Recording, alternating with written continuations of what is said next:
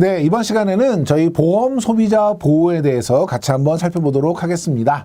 자, 먼저 첫 번째 보실 것은 이제 예금자 보호법인데요.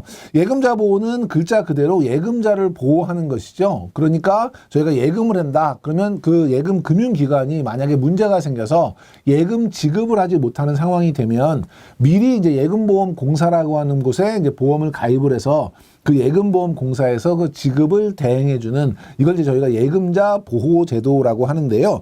자, 내용 간단하게 좀 살펴보시면, 자, 예금자 보호 및 금융제도의 안정성 유지를 위해서 제정이 됐고요. 그 다음에 예금보험공사가 금융기관으로부터 미리 예금보험료를 받아서 적립을 해두는 거죠. 나중에 문제가 생기는 금융기관이 있으면 그 적립한 금액을 가지고 예금자를 대신해서 보호해서 이제 지급해주는 이런 제도가 되겠는데요. 자, 밑에 지급 사유를 보면 1종 보험사고, 2종 보험사고 이렇게 나눌 수가 있는데 1종 보험사고는 보험금 지급이 정지가 되는 사고를 1종 보험사고라고 하고요. 2종 보험사고는 보험회사의 인허가가 취소가 되거나 해산되거나 파산되는 경우를 2종 사고라고 합니다. 그래서 1종 사고, 2종 사고 구분해 주시고, 또 하나 예금자 보호의 지급 사유에 해당되지 않는 것은 또는 설명을 하면서 맞는 것은 틀리는 것은 할 때 보험료 미납 해지는 1종 사고다. 이런 형태의 지문이 나오고 있거든요. 그런데 보험료를 미납해서 해제가 되는 경우에는 예금자 보호에 대상되는 그런 사고가 아니기 때문에 틀린 지문이고요. 또 하나 인허가 취소, 해산, 파산과 함께 같이 나오는 게 뭐냐면 보험회사의 합병이라고 하는 사고가 나와요. 합병 같은 경우에는 뭐 계약은 물론이거니와 전체적으로 인수 합병이 되는 개념이기 때문에 이런 예금자 보호에 해당되는 사고가 아니다. 요 두 가지 기억해 주시고요. 보호 대상은 예금자 1인입니다. 그래서 개인과 법인을 포함하고요. 보장금액 시험에 많이 나오죠. 1인당 최고 5천만 원까지인데요. 금융기관당 1인당 5천만 원이에요. 예를 들면 A은행에서 5천만 원까지, B 저축은행에서 5천만 원까지, C 보험사에서 5천만 원까지 이런 식이거든요. 그러니까 금융기관당 1인당 5천만 원 이렇게 여러분 기억해 주시면 될 것 같고, 이때 이 5천만 원은요 원금과 이자를 합산한 개념입니다. 시험 문제에는 이자는 예금자 보호가 되지 않고 원금만 5천만 원까지 예금자 보호가 된다. 틀린 것이고요. 그 다음에 동일 금융기관, 그러니까 금융기관당 1인당이고요. 요 금액은 세전 금액이다. 요거 같이 기억해 주시고, 산출 기준은 해지 환급금 등 채권 합계액에서 채무 합계액을 뺀, 그러니까 받을 거에서 줄 거를 뺀 금액으로 계산을 하게 되고요. 보호 여부의 경우에는 개인보험 계약은 당연히 보호가 되고요. 퇴직연금 중에서 그 확정 급부형은 주는 돈이 정해져 있는 것이고, 확정 기부형 또는 기여형이라고도 하는데, 확정 기여형은 내는 돈이 정해져 있는 거죠. 이 내는 돈이 정해져 있는 확정 기여형을 저희가 DC형이라고 하는데, DC형이나 개인 퇴직계좌 IRP 같은 경우에는 개인이 운영하는 것이기 때문에 얘는 예금자 보호 대상이 됩니다. 여러분이 조심하실 것은 B형 확정 급부형 같은 경우는 비보호 대상이기 때문에 예금자 보호에 해당되지 않는다. 그래서 DC형과 IRP는 보호 대상이고 DB형은 보호 대상이 아니다. 기억해 주시고, 그 다음에 변액보험의 최저보증금, 그리고 변액보험의 특약 같은 경우에도 변액보험이지만 예금자 보호 대상이고요. 비보험은 개인보험이 아니라 법인보험 계약인 경우에는 예금자 보호 대상에서 해당이 되지 않고요. 보증보험이나 변액보험의 주계약, 그러니까 변동되는 그런 금액들이 있는 그런 주계약은 역시 예금자 보호 대상에서 제외가 되고, 재보험도 예금자 보호 대상이 아닙니다. 그래서 여러분이 지급 사유 두 가지, 1종과 2종 구분하는 거, 한도 1인당 금융기관당 5천만 원, 그리고 예금자 보호 대상 상품과 예금자 보호가 적용되지 않는 상품 구별하는 거 잘 챙겨주시면 되겠고요. 자, 금융분쟁조정위원회는 금융회사와 그 다음에 금융소비자 간의 분쟁을 조정합니다. 어디에 있냐면 금융감독원에서 운영을 하죠. 그럼 맨 처음에 조정을 신청해요. 저 이런 문제가 있어요. 조정해 주세요. 그러면 바로 위원회에 회부하는 것이 아니고요. 합의를 권고하게 됩니다. 그래서 두 당사자에게 알리고 이런 분쟁 조정이 들어왔으니까 합의하세요. 며칠 동안 합의를 하냐면 30일 동안 합의를 해요. 30일 안에 합의가 이루어지면 그걸로 조정 절차는 끝나는 거고요. 합의를 본 거니까. 합의가 이루어지지 않으면 그때 이제 위원회에 회부를 합니다. 위원회에 회부를 하게 되면 위원회에서 조정안을 만들거든요. 조정안은 얼마 동안 만드냐면 60일 동안 만듭니다. 그래서 조정안이 다 만들어지게 되면 양 당사자에게 조정안을 주고 이렇게 조정했으면 좋겠습니다. 수락을 권고를 하죠. 그 전까지는 이 조정안 자체에 효력은 아무것도 없는데요. 만약에 당사자가 수락을 하게 되면 그때부터 재판상 화해와 동일한 법률적인 그런 효력을 가지게 되고요. 만약에 조정안 수락을 거부하게 되면 그걸로 조정은 끝나는 거죠. 그러면 소송을 제기한다거나 이런 식으로 넘어가기 때문에 이 절차, 특히나 뭐 30일, 60일 이런 기간들 여러분 챙겨봐 주시면 좋겠습니다. 첫 번째, 금융 관련 분쟁이 발생을 하면 금융감독원에 조정을 신청합니다. 그러면 바로 회부하는 것이 아니라 30일 동안 합의를 권고해요. 그래서 30일 이내에 합의가 안 될 경우에 이제 회부를 하게 되죠. 그런데 이때 이미 법원에 제소가 됐거나 아니면 조정 신청 후에 소송이 제기가 됐거나 또는 분쟁 조정 대상으로 적합하지 않다고 판단되거나 합의 권고나 조정 절차 진행이 실익이 없다고 판단이 되는 경우에는 회부에서 제외가 되는 거죠. 회부하지 않고 그냥 끝나는 것이고, 자, 일단 회부가 됐다면 60일 이내에 우리가 조정안을 작성을 합니다.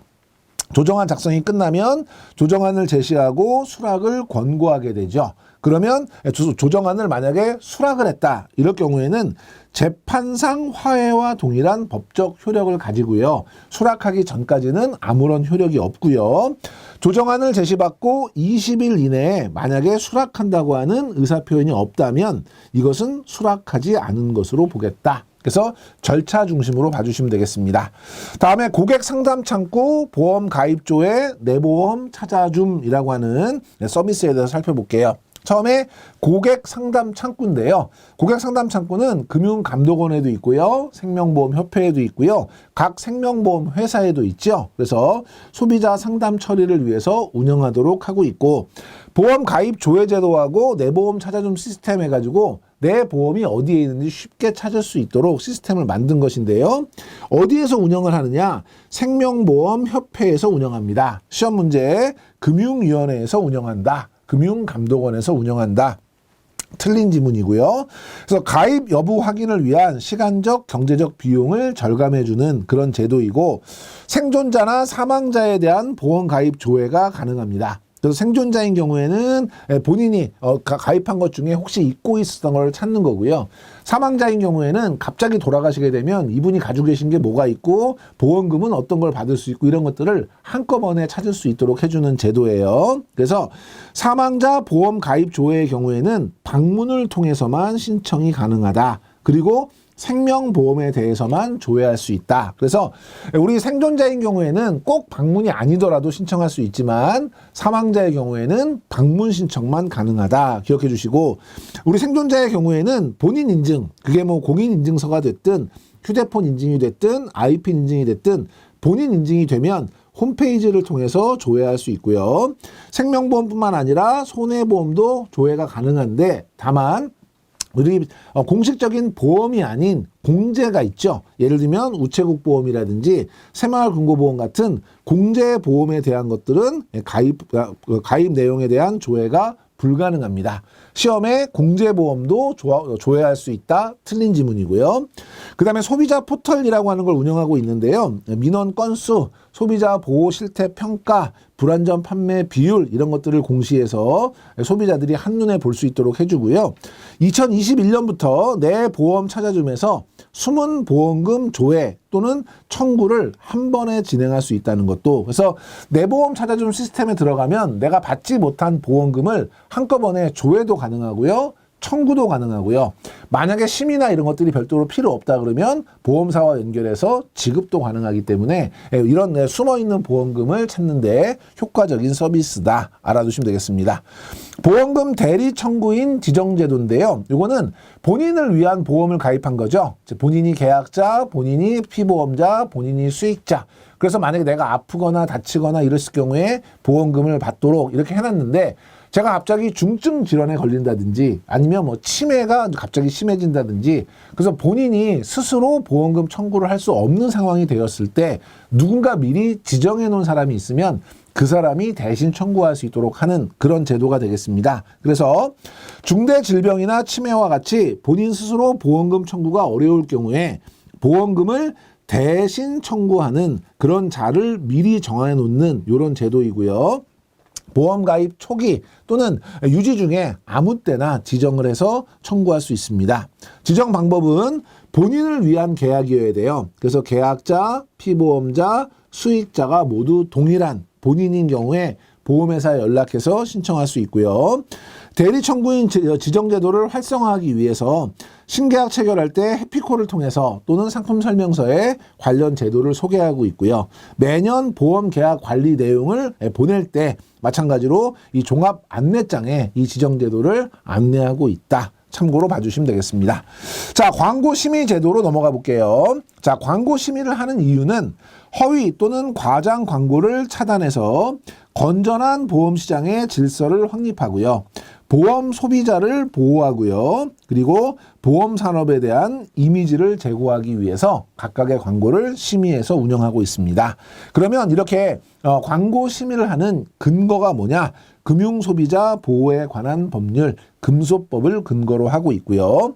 광고 주체는 생명보험 회사가 광고할 수 있고요. 그 다음에 생보사와 위탁계약을 체결한 금융상품 대리 또는 중개업자, 그러니까 대리업자, 중개업자가 광고를 할 수 있는데 금융상품 대리 중개업자가 광고를 하는 경우에는 반드시 생명보험회사로부터 승인을 받은 경우, 요 경우만 예외적으로 허용하고 있다라는 거 알아두시면 되겠고요. 심의 대상 한번 보겠습니다. 보험 상품을 직접적으로 하는 광고, 그 다음에 업무 광고, 보험 상품이 아니더라도 업무와 관련된 서비스나 이런 것들에 대한 광고, 그 다음에 대출 상품에 대한 광고, 이런 것들이 심의 대상이 되겠고요. 생명보험협회에서는 생명보험 회사나 금융상품 판매 대리 중개업자의 광고를 대상으로 심의를 하고 있고, 상품 광고의 경우에는 보험 상품 광고, 그 다음에 판매 방송, 예를 들면 홈쇼핑 같은 것들을 의미하죠. 그 다음에 대출 광고, 상품 이미지 광고를 포함하고 있고요. 사전 심의를 원칙으로 하고 있죠. 그래서 상품 광고나 업무 광고, 판매 방송은 원칙은 사전 심의이나 부득이한 경우 사후 심의나 이런 것들을 이제 추가적으로 진행을 하고 있습니다. 그래서 예외적인 사후 심의 같은 경우는 판매 방송 중 일부 상품에 적용을 하는데 특히나 생방송 같은 경우에는 저희가 대본이 있다 하더라도 생방송 중에 어떤 일이 벌어질지 모르잖아요. 그 판매하는 광고 중에 예를 들면 홈쇼핑하는 중에 대본과 다르게 이야기를 한다거나 뭔가 실수를 할 수도 있고 그 와중에서 뭔가 흥분해서 더 다른 이야기를 할 수 있기 때문에 이거는 사전에 생방송을 심의할 수가 없으니까 사후 점검을 통해서 일부 상품에 대한 사후 심의가 이루어진다라고 봐주시면 되고요. 심의 제외 같은 경우는 직접적으로 소비자에게 피해가 갈 수 있는 것이 아니라면 예를 들면 생보사에 대한 기본 정보나 생보사의 브랜드 광고는 소비자에게 피해를 주지 않죠. 이런 것들은 심의에서 제외를 한다라고 봐주시면 되겠고요. 자, 상품 광고나 상품 이미지 광고는 사전 심의가 원칙이다라고 말씀을 드렸죠. 그래서 보험회사가 준법 감시인의 확인을 거쳐서 생명보험협회에 심의를 신청하고요. 광고심의위원회가 접수된 광고물을 심의해서 그 심의 결과를 통보하고요. 만약에 긴급을 요한다든지 경미한 수정이라든지 이럴 경우에는 간소화된 심의 절차를 통해서 심의할 수 있다. 자, 상품 이미지 광고할 때 준수 요건입니다. 광고 매체의 특성, 그게 뭐 TV인지 라디오인지 홈쇼핑인지 또는 광고 게재 면적이나 광고 시간의 제약 같은 것들이 있는 경우에는 필수 안내사항의 일부를 생략할 수 있도록 하고 있고요. 그 다음에 금융상품의 편익이라든지 금융소비자의 특성이나 가입 요건, 금융상품의 특성, 판매 채널의 특징, 상담 연락처 이런 것들은 개괄적으로 전부 다 안내하도록 하고 있고요. 영상, 음성을 활용하는 광고 매체의 경우 광고 시간은 2분 이내로 제한하고 있습니다. 그래서 이런 기본적인 내용들 챙기시고요. 자, 판매 방송, 그래서 홈쇼핑 보험 대리점이 이제 진행을 하는데 사전 심의. 자, 생방송의 경우에는 사전에 어떻게 그 방송을 진행할 건지 대본이라든지 계획 같은 것들을 사전 심의하고요. 예외적으로 사후 심의하는 경우가 있는데 소비자 피해 우려가 큰 변액보험이라든지 자산 연계형 상품이라든지 또는 불안전 판매 비율 기준을 초과한 판매 방송 같은 경우에는 이건 어쩔 수 없이 저희가 사전에 더 엄격하게 심의를 해야 하고 이런 것들을 제외한 상품이다. 그러니까 소비자에게 아주 크게 피해가 가지 않는다거나 불안전 판매 비율 기준을 초과하지 않는다면 예외적으로 사후 심의가 가능하다는 것이고요. 안내방송 및 방송 자막은 사전에 다 심의를 하고요. 이건 계획되어 있는 것이니까 상품별로 매월 한 편에서 세 편씩 선정해서 심의 결과를 통보합니다. 무작위로 이제 모니터링 할 수 있는 것이고 상시 모니터링 매일 생방송되는 홈쇼핑 같은 경우에는 수시로 그때그때 보면서 상시 모니터링 하는 거죠. 그러니까 홈쇼핑 같은 경우에 생방송으로 진행된다 하더라도 사전에 이미 방송 계획이라든지 대본, 자막 이런 기본적인 것들은 사전 심의를 하고요. 그 다음에 만약에 굉장히 위험하다, 소비자에게 피해가 크다, 불안전 판매 비율이 높다 이런 것이 아니라고 하면 일부에 대해서는 방송 끝난 다음에 나중에 확인을 하는 사후 심의를 하고요. 경우에 따라서는 방송이 진행되는 그 순간에 예외적으로 몇 가지 정도 샘플링을 해서 그거에 대해서는 상시 모니터링을 한꺼번에 진행을 한다. 이렇게 이해해 주시면 될 것 같고요. 기타 대출 광고 같은 경우는 보험회사 준법감시인 확인으로 위원회의 사전 심의를 가름하고요. 그만큼 우리 소비자의 피해가 크지 않다고 보는 것이고 업무 광고, 금융상품 계약 체결을 유인할 목적으로 서비스 같은 것들을 제공한다. 이런 것들에 대한 광고가 이제 업무 광고인데요. 마찬가지로 준법감시인이 확인을 하고요. 광고심의위원회의 심의를 거쳐서 광고하도록 하고 있습니다. 자, 광고심의위원회인데요. 광고심의위원회는 생명보험 광고에 관한 규정에 따라서 보험업계, 학계, 법조계, 언론, 소비자 등의 전문가들로 구성이 되고 있고요. 규정 위반의 내용이나 정도, 그리고 위반 행위의 기간이나 횟수 이런 것들을 고려해서 시정을 요구하거나 경우에 따라서는 제재 조치를 결정하는 위원회가 광고심의위원회다. 이렇게 정리하시고, 자, 위반 시 제재, 요거는 이제 시험에 가끔 나옵니다. 여러분 기억하셔야 되겠죠? 그래서 심의 없이 광고하거나, 그러니까 심의를 받지 않고 그냥 임의로 광고한다거나 심의 받은 내용과 다르게 광고했다. 그러면 1억 원 이하의 제재금이고요. 가장 크죠.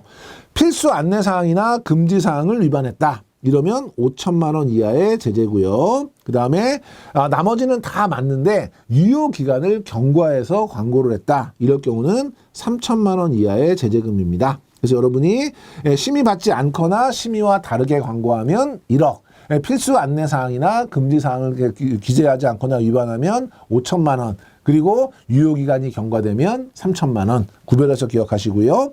자, 필수 안내사항과 금지사항인데요. 자, 필수 안내사항은 계약 체결 전에 상품 설명서 및 약관을 꼭 읽어보세요 라는 권유사항이 반드시 들어가야 되고요. 금융상품 판매업자의 명칭, 상품의 내용 당연히 들어가야 되고요.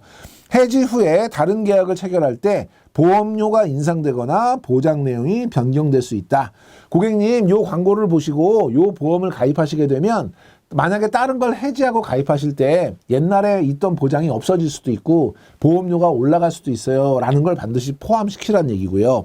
보험금 지급 제한 사유나 이자율의 범위와 산출 기준, 충분한 설명을 받을 권리가 있고 이해한 이후에 거래하라고 권고하는 내용, 광고 관련 절차의 준수에 관한 사항, 예금자 보호법 등 다른 법률에서의 보호 내용, 그리고 금융상품 판매 대리 중개업자가 업무를 수행한다면 보험회사, 왜냐하면 판매 대리하는 거니까 원 보험회사의 명칭, 그리고 업무 내용, 한 회사를 위해서 중개 대리하는지 여러 회사와 계약을 체결하고 있는지 여부, 보험사로부터 계약 체결권을 부여받았는지 여부, 이런 것들을 반드시 기재하도록 하고 있고요. 광고 유효기간 반드시 기재해야 되고요. 변액보험 같은 경우는 결과에 따라서, 운용 결과에 따라서 보험금 또는 해약 환급금이 손실이 발생할 수 있다는 사실, 그리고 그 손실은 계약자에게 귀속된다는 사실 알려드려야 되고요.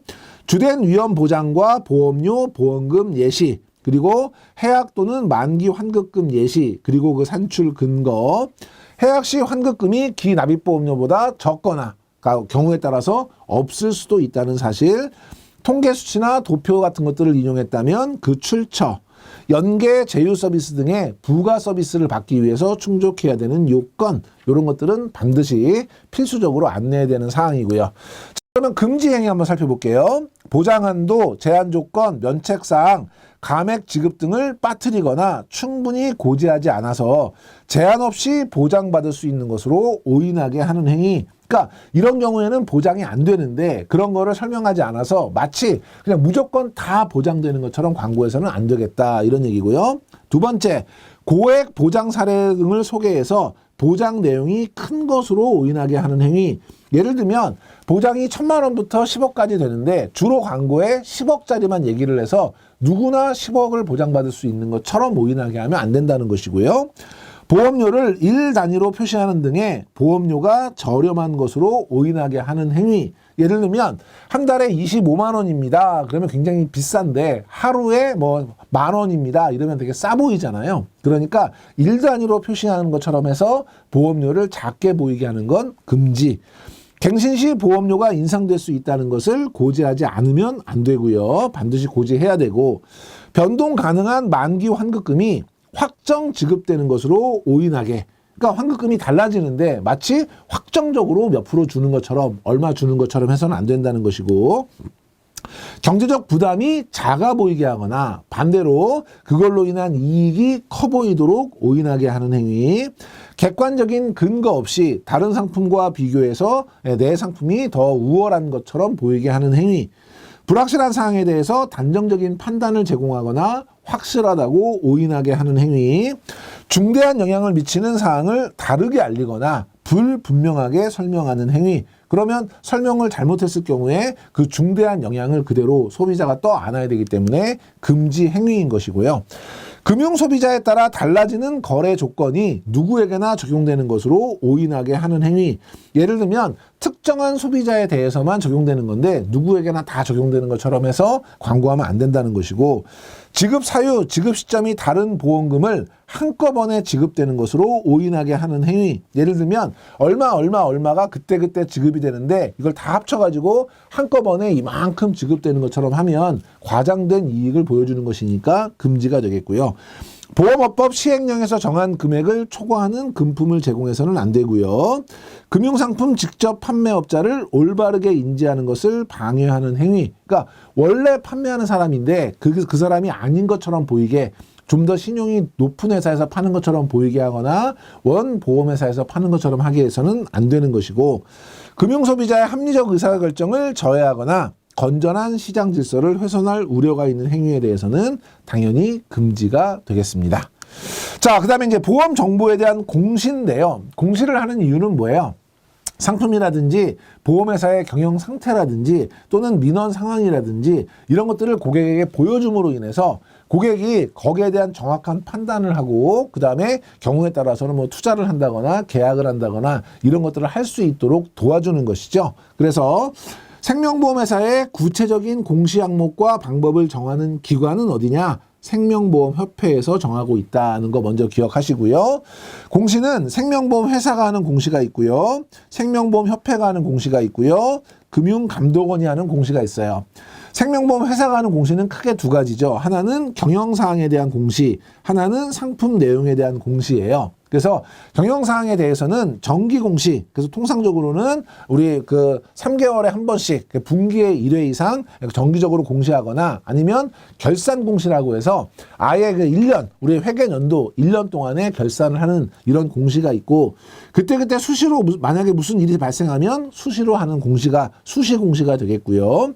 상품공시는 보험 상품에 대한 정보 그리고 현황 같은 것들을 공시하는 것이고, 생명보험협회는 주로 뭘 하냐면 비교 공시를 합니다. 그래서 경영공시는 회사별 정기공시, 수시공시를 한꺼번에 볼 수 있도록, 그러니까 위에 생명보험 회사의 경영공시는 자기 회사의 경영사항을 공시하는 것이라면 생명보험협회의 경영공시는 여러 보험회사의 경영공시를 한꺼번에 비교할 수 있도록 공시하는 것이고요. 비교공시는 보장성 보험 및 저축성 보험, 변액 및 퇴직연금의 펀드 현황이라든지 실손의료보험, 연금저축보험, 퇴직연금 사업자 이런 것들을 비교할 수 있도록 공시하고요. 기타 공시에 보면 불안전 판매 비율, 보험금 부지급률, 보험금 청구 지급 관련 소송, 금융회사의 민원 건수, 금융소비자 보호 실태 평가, 지배구조 공시, 위험직군 가입 현황, 보험료 신용카드 납입 가능 현황, 보험료 신용카드 납입 지수, 금융기관 보험대리점 모집 수수료율 이런 걸 공시하는데 이 기타 공시에 포함되는 내용이 아닌 것은 이런 문제가 시험에 자주 나옵니다. 그래서 여러분들이 그 중에서도 기억할 게 여기 보시면 금융회사의 민원 건수, 금융소비자 보호 실태, 그리고 금융기관 보험대리점의 모집 수수료율 이건 어디서 공시한다고요? 생명보험협회 공시사항이다. 기억하시고 금융감독원에서는 회사별 재무 현황, 계약관리 현황, 금융사고 현황 그래서 금융사고 현황은 금융감독원 공시사항이다. 이렇게 정리해 주시면 되겠습니다. 자, 먼저 경영공시 한번 살펴볼게요. 회사의 일반 현황, 재무 상태, 경영 실적 이런 회사 관련 중요 정보를 공개를 해서 기업 경영의 투명성을 확보하고요. 이해관계자의 참여 기회를 확대해서 기업 경영의 효율성을 제고하는 것을 이제 목적으로 하고 있고 공시 방법은 인터넷 홈페이지에 정기 공시 그래서 우리 그 IR이라고 해서 공시하는 그 별도의 칸이 대부분의 홈페이지에 회사별로 있지요. 거기 눌러보시면 회사의 경영 상태를 보실 수가 있고 수시공시라고 하는 란에는 수시공시를 할 수 있는 그때그때 발생되는 것들에 대한 공시사항이 있고요. 생명보험협회 같은 경우는 인터넷 공시실에 뭐 경영공시, 비교공시 이런 공시란이 별도로 있어서 그 인터넷 공시실을 통해서 공시하고 있다. 자, 경영공시는 크게 정기공시와 수시공시로 나눕니다. 정기공시는 가장 중요한 게 결산공시가 이제 일반적이죠. 그래서 통상적으로는 회계연도 1년에 한 번씩 공시를 하게 되죠. 매 사업연도 결산일로부터 3개월 이내에 공시를 하고요. 3년간 공시를 합니다. 그래서 홈페이지에 그 회사의 경영공시를 눌렀다. 그럼 예를 들면 2023년 것만 나오는 게 아니라 2022년, 2021년 3년치를 통상 보여주게 돼요. 그래서 3년간 공시를 한다는 것이고요. 주요 경영 현황에 대한 요약, 일반 현황, 경영 실적, 재무 상황, 경영 지표, 위험 관리, 기타 경영 현황, 신탁, 재무제표 이런 전반적인 경영 현황에 대해서 공시하는 게 결산 공시고요.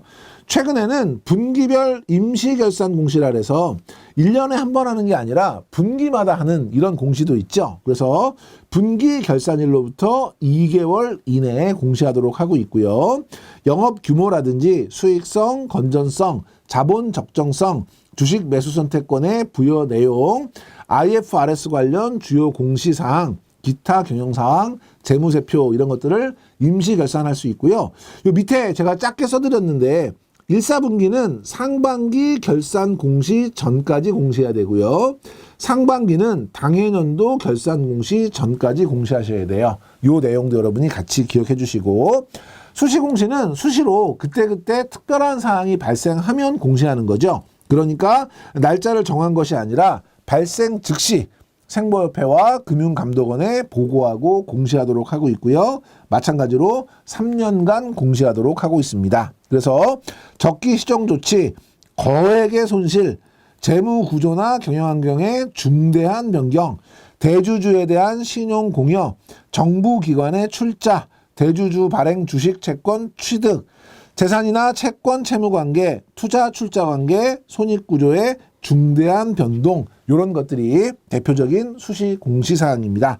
시험에 다음 중 수시 공시에 해당하지 않는 것은 이런 문제 많이 나오거든요. 그래서 여러분이 수시 공시 사항은 꼭 정리해 두시고요. 상품 공시. 상품 공시 같은 경우는 상품에 대한 공시니까요. 보험 안내 자료, 상품 요약서, 변액보험 및 퇴직연금 운용설명서, 보험계약 관리 내용 이런 것들을 작성해서 고객에게 제공을 하고요. 보험회사의 인터넷 홈페이지 내에 상품 공시실 또는 가격 공시실을 이제 운영을 하고 있습니다. 자, 생명보험의 상품 비교 공시는 상품 공시가 아니라 상품 비교 공시예요. 그래서 생명보험협회 인터넷 공시실 내에 상품 비교 공시란을 통해서 공시를 하고 있고요. 상품명, 채널, 금리 부과 방식, 공시율, 최저 보증이율, 보험료, 상품 요약서, 보험 가격 지수, 계약 체결 비용 지수, 부가보험료 지수, 보장 범위 지수, 예상 갱신보험료, 해지환급금 적립률, 사업비율, 위험보장비율, 예상수익률 이런 것들을 모든 회사의 대표 상품을 중심으로 해서 비교할 수 있도록 공시를 하고 있고요. 변액보험 및 퇴직연금 실적배당보험에 대해서 비교 공시, 그리고 실손의료보험, 연금저축보험, 퇴직연금 사업자의 비교 공시 이런 것들을 같이 제공하고 있어서 생명보험은 비교 공시를 하고 있습니다. 그 위에 보시면 금융사고 현황은 금융감독원 공시인데 생명보험 상품 비교 공시에 있는 것처럼 문제가 나온 적이 있고요. 보험계약 관리 내용은 생명보험 회사의 공시인데 생명보험 상품 비교 공시로 시험 문제가 나온 적이 있어요. 그래서 여기 상품 비교 공시 내용에 해당되지 않는 것은, 볼 수 없는 것은, 생명보험 상품 비교 공시에서 공시하지 않는 것은 이런 문제 대비해서 자주 챙겨봐 주시면 좋겠습니다. 자, 기타 공시입니다.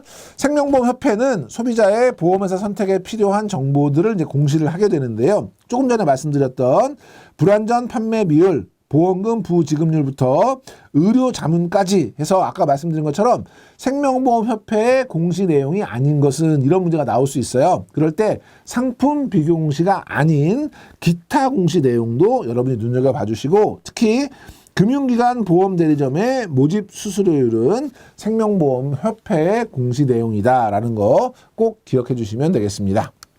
자, 그다음 온라인 슈퍼마켓 보험 담보화인데요.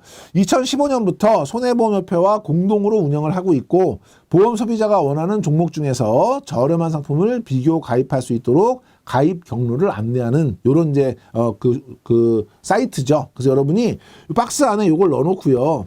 자, 요런 일을 하는 요 서비스는 뭐냐 그러면 여러분이 보험 담보화다 이렇게 찾아낼 수 있도록 용어 정리가 좀 필요해 보이고요. 자, 금융감독원 공시는 회사별로 경영상태와 서비스 수준을 비교합니다. 그래서 재무현황, 보험계약관리현황, 금융사고현황, 금융사고현황은 금융감독원 공시사항이고요. 금융상품 통합 비교 공시, 금융상품 한눈에라는 걸 이제 금융감독원에서 운영하고 있는데, 만약에 금융상품 한눈에를 통해서 만약에 상품 검색을 하시게 되면 각 협회와 연결돼서 그 상품에 대한 내용들을 서로 공시사항들을 확인할 수 있고요. 금융소비자 정보 포털인 파인이라고 하는 것과 통합연금 포털이라고 하는 것, 이 두 개를 통해서 각각의 내용들을 공시하고 있다. 이것도 역시 용어 중심으로 봐주시면 되겠습니다. 자, 다음에 이제 보험 민원입니다. 보험 소비자가 생명보험 회사에 대해서 이의를 신청하거나 진정을 하거나 건의를 하거나 질의 및 기타 특정한 행위를 표시하는 것, 이것을 우리가 민원이라고 정의하는데요. 발생 원인은 보험회사가 계약에 따른 의무를 이행하지 않았거나 상품 및 서비스가 기대에 미치지 못하거나 보험회사가 고객 관리를 제대로 하지 못한 부실 관리를 했을 경우에 민원이 발생하게 되죠. 자, 보험 민원의 특징, 요거는 중요하죠. 첫째, 민원을 내포하는 속성. 그래서 보험은 사행성이죠. 작은 돈으로 큰 보험금을 이제 받기를 원해서 가입하는 사행성의 성격을 가지고 있고, 판매 채널에 불완전 판매 가능성이 있죠. 우리가 회사가 직접적으로 판매하는 것이 아니라 모집 조직을 통해서 판매하기 때문에 불완전 판매 가능성, 사행성 이런 것 때문에 민원이 발생할 가능성이 높은 그런 특성을 내포하고 있다는 것이고, 두 번째, 보험회사의 상품 개발 및 판매 정책, 언더라이팅 등 부서 정책에 따라서 영향을 많이 받게 되고요. 문제 행동 소비자, 그러니까 악성 민원인이죠. 이런 문제 행동 소비자에 의해서 남용이 되게 되면 선량한 소비자들의 피해가 커질 수 있고, 법규 및 기준에 근거해서 객관적, 합리적으로 처리가 되는 것이 일반적인 보험 민원의 특징이다. 살펴봐 주시고요. 자, 보험 민원의 유형을 보시면 보험 모집, 계약 성립 및 해지, 고지 및 통지 의무 위반, 면부책 결정, 보험금 산정 및 지급, 이런 각각의 유형별로 구분할 수 있는데, 제일 많은 거는 보험 모집에 관련된 민원, 그리고 보험금 산정 및 지급에 관련된 민원이 주요 비중을 차지하고 있다. 자, 보험 민원 처리는요, 보험회사에 직접 민원을 제기할 수 있고요. 금융감독원이나 한국소비자원 등의 민원을 제기하거나 분쟁 조정을 신청할 수 있습니다. 시험 문제에는 금융분쟁조정위원회에 민원을 제기할 수 없다. 그래서 금융분쟁조정위원회에 제기하는 것이 아니고 금융감독원에 제기하는 것이고요. 생명보험협회에 민원을 제기한다. 생명보험협회는 민원 제기 기관은 아니죠.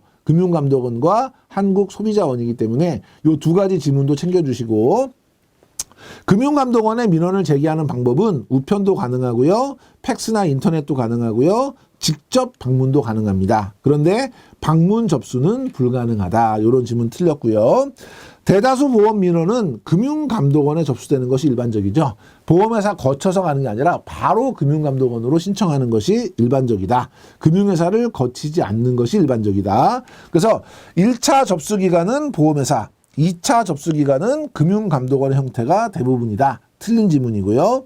금융회사에 직접 민원을 접수하는 경우가 대부분이다. 틀린 거죠. 금융회사를 거치지 않고 금융감독원에 직접 제기하는 것이 일반적이다. 이 내용도 챙겨봐 주시면 되겠습니다. 자, 이렇게 해서 이제 이번 시간까지 저희가 전체적으로 그 보험 모집에 관련된 준수사항 그리고 보험 소비자 보호에 대해서 살펴봤고요. 다음 시간부터는 이제 조금 더 어려운 얘기지만 세금에 대해서 같이 한번 살펴보도록 하겠습니다. 이번 시간에 강의 들으시느라고 수고 많이 하셨습니다.